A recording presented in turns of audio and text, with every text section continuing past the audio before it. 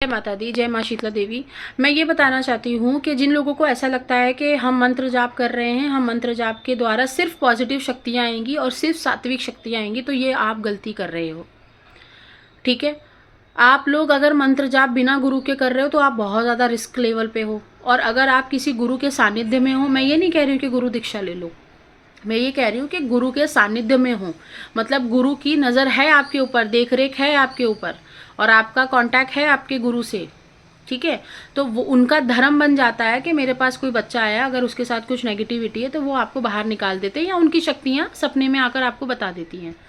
तो कहने का मतलब ये है कि जितने लोगों को लगता है कि हम घर बैठ के सात्विक और पॉजिटिव शक्तियों को बुला रहे हैं और हमारी शक्तियाँ इंक्रीज हो रही हैं, तो एक केस मेरे पास आया हुआ था। अब ऐसे ना जाने कितने केसेस आते हैं जाते हैं, लेकिन एक केस मैं तुमको बता देती हूँ। उसने बगलामुखी के जाप करे थे, उसको लगा माँ बगलामुखी उनके सपने में आकर दर्शन दे रही हैं योगिनी रूप में, लेकिन उसको गुप्त आंग में बहुत ज़्यादा धीरे धीरे खुजली होने लग गई, बहुत ईचिंग, बर्निंग सेंसेशन, जलन होने लगना, फिर धीरे धीरे वहाँ पे छाले पड़ने लग गए, या वो होता है ना एक पानी भर जाता है, पस भर जाता है, पूरे इतने बड़े बड़े दाने होने लग गए। वो ऐसा नहीं था इलाज नहीं करा रहा था, इलाज भी वो करा रहा था, मंत्र जाप भी कर रहा था, सब कुछ कर रहा था। उसके साथ हुआ ये था, और वो पंडित था, तो पंडित था तो वो ये सोच रहा था कि सबसे ज्ञानी मैं ही हूँ, मतलब मेरे घर में ही सारे ज्ञानी लोग बैठे हुए हैं, और क्योंकि पंडित है वो तो उनको लगता है कि उन्होंने शास्त्रों का ज़्यादा ज्ञान है। लेकिन मैं तुमको बता रही हूँ, शक्तियों का ज्ञान आपको शास्त्रों में कम मिलेगा। एक्सपेरिमेंट जिसने की है, जिसने अनुभव किया है अपने जीवन में, शक्तियों का लेन देन करा है, आना जाना देखा है, काम किया है शक्तियों के साथ, वो ही आपको शक्तियों को लेकर गाइड कर सकता है। शास्त्रों में वो नॉलेज नहीं होती है। अब उसने इलाज भी कराया, साथ ही साथ उसने मंत्र भी शुरू रखे, बंद नहीं करे। अब हुआ ये कि उसको फिर एक दिन सपने में जो योगिनी बन के, जो माँ बगलामुखी की योगिनी आती थी रूप बदल के, तो उन्होंने ये बोल दिया कि जो तू पूजा कर रहा है ना वो चीज़ गलत है। मतलब माँ बगलामुखी की योगिनी ने आई, उन्होंने रूप धारण करा, फिर उन्होंने सच बात बताई कि तेरे घर के अंदर जो चुड़ैल बैठी हुई है ना, वो माँ बगलामुखी की रूप धारण करती है और तुझे लगता है कि मैं आ गई हूँ। और तब जाके वो हड़बड़ा कर मेरे पास आया था कि भाई फ़ोन पे कोई मुझे बता दे। और फ़ोन पे बहुत जल्दी भगत लोग बात करते नहीं हैं, वो लोग बोलते हैं सीधा आप आ जाओ तो हम आपका इलाज करेंगे। मैंने उनको फ़ोन पे फिर सब कुछ गाइड किया। तो कहने का मतलब ये है कि कितने लोग गलती कर रहे हैं ऐसा, कितने लोगों को लग रहा है कि घर में बैठ के 10 महाविद्या के, भैरव के, शमशानी शक्तियों की साधना अकेले बिना गुरु के कर सकते हो। या मैं बोलती हूँ ओम क्रीम कालिका के ही अगर आप मंत्र कर रहे हो तो कितने लोग कर रहे हैं, वो भी महाविद्या ही हैं।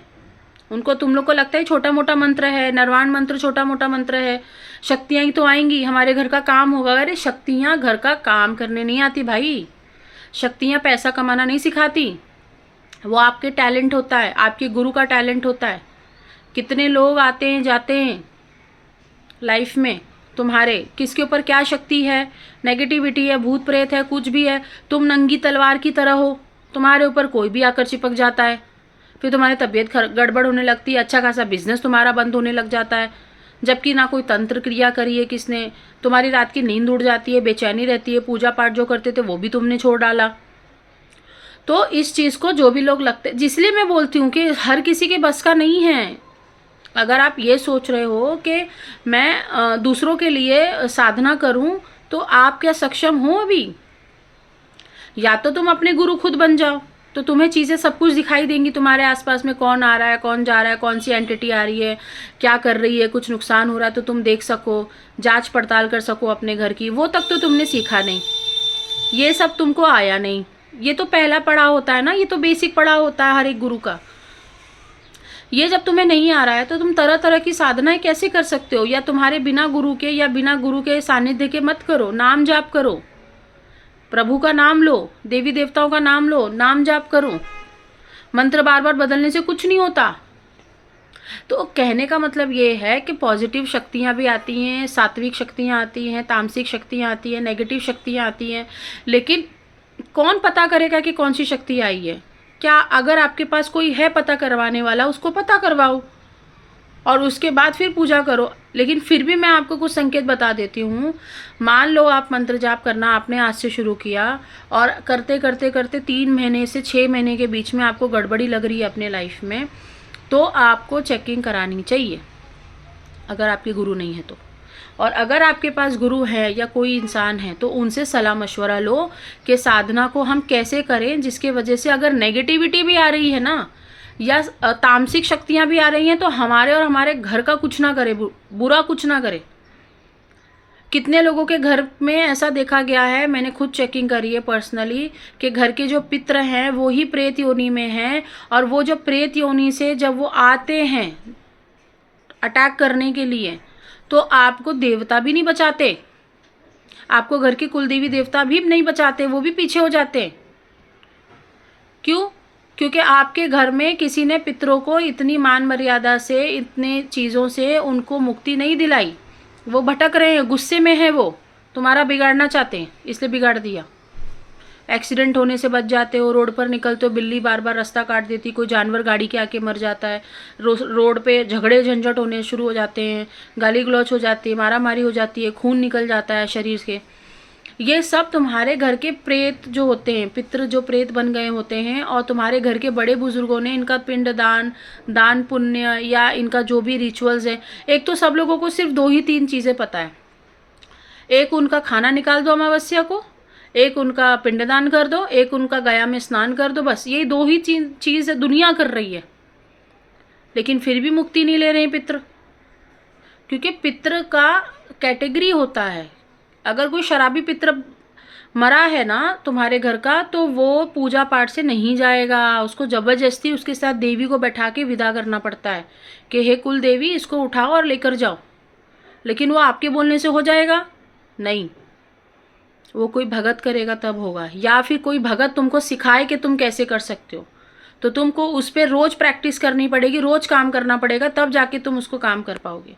लेकिन ये रिस्क होता है, सब कुछ ऑनलाइन बता दिया जाएगा और आपके ऊपर कोई शक्ति नहीं बैठाई जाएगी और आप ऐसे ही जाके कर दोगे तो आपके ऊपर हमला हो सकता है।